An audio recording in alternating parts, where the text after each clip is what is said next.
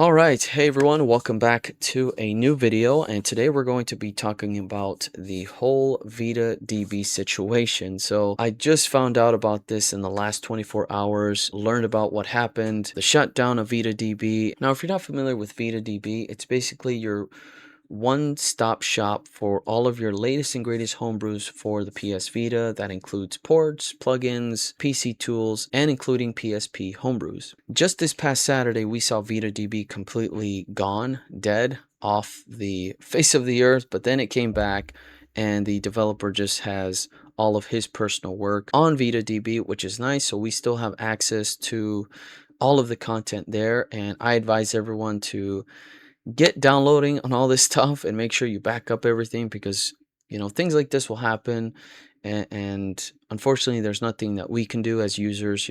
Developers have that right to take away their work.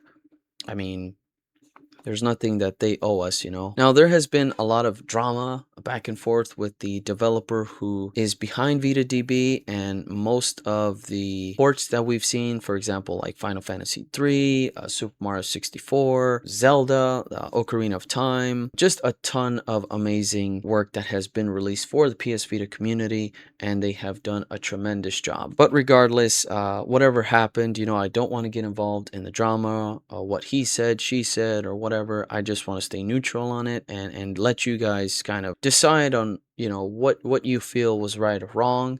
I'm not here to do that. I just want to just be clear on what's happening with VitaDB, what's to come in the future for the homebrew community. It's unfortunate that we've come this far and now it's going to come to a complete stop with development. So the developer mentioned that they're no longer going to work on future projects and they're going to be shutting down everything. Now, the biggest problem that happened was that there was a ton of releases of new ports, a ton of homebrew that was developed through AI. So that has been a huge problem with developers, rubbing them the wrong way, I guess, because of all the work that they put into developing games, ports, and plugins and stuff like that. So I could see why they would be upset for the fact that people are using AI to develop and use their tools to make games and stuff like that. I could see how that would, uh, you know, piss someone off. Doesn't motivate the developers to continue to work after all this AI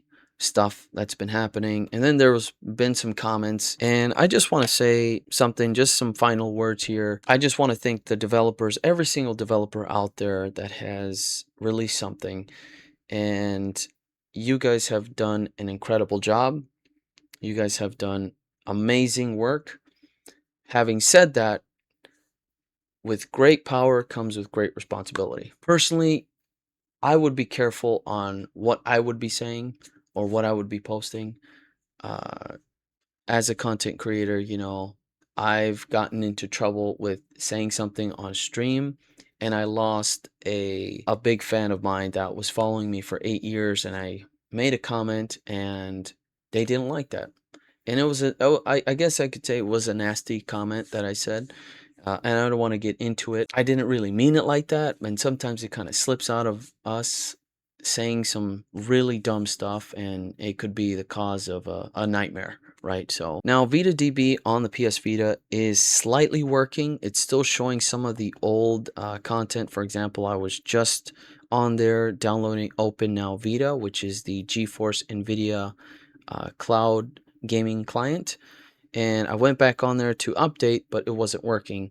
And then I went online and it's no longer available. So what the dev did was remove everything that's not related to that developer and just kept everything that he made on VitaDB. But there has been a new replacement for VitaDB, and that is sort of a replacement. You can still use VitaDB to download the developer's work, but there's a new one called Neo VitaDB Downloader, and this is a PS Vita PS TV homebrew client, a fork of Renegade VitaDB Downloader. It was created after the original VitaDB backend at renegademonte.eu shut down and now runs on Neo VitaDB-catalog. a static catalog of PS Vita homebrew hosted on GitHub pages. So it's pretty easy to get this installed. The VPK will be in the comment section down below for you to download and to install on your PS Vita. Now, once you're in, you can just basically go through all of the different content that's there. It looks very similar to the normal VitaDB, but I could see some of the things are just not right, especially with the recent releases. Not all of them are showing up, so there has been a ton of work that's been made in the last several days. And we just got an update 3 hours ago, a hotfix version 2.8.1. So people are already on this, which is crazy. Now, the way that this project was built, it was intended to be a community project, and it was built using Claude Code, an AI coding assistant. For a significant part of the development, and I'll have a link to this full transparency and how this works. You can go to the link, it takes you to a Reddit post, and you'll just see all of the things involved into Neo VitaDB downloader. And that was released about 2 days ago, this Reddit post, and the latest version 2.8.1 hotfix was just updated 3 hours ago. So as this develops, I'll try to keep you guys in the loop and updated on everything that's been happening. And back to the developers, I encourage you guys to continue to do your work. I mean, why not continue? I mean, don't let the AI stop you. You know, that should be a motivation for you to really show your work and do more. You know, I think you guys are doing an amazing job out there, and I apologize if I don't really name some of you guys here on the channel when I'm going through and showcasing some of your work here on the channel. And if I have not done that, I apologize. And if you would like to get a shout out, please let me know. Please reach out to me, and I'd be happy to provide a Patreon link or a PayPal link for you in the description of that video, so that way you get recognized. And you know, if there's a viewer out there that would like to contribute to your work, I'd be happy to do that. Thank you all so much for watching. Those are just my final thoughts on everything, and I appreciate you being here. And we'll continue to update you guys on all of this homebrew updates. So thank you so much for watching. Take care, and I'll catch you on the next one. Peace.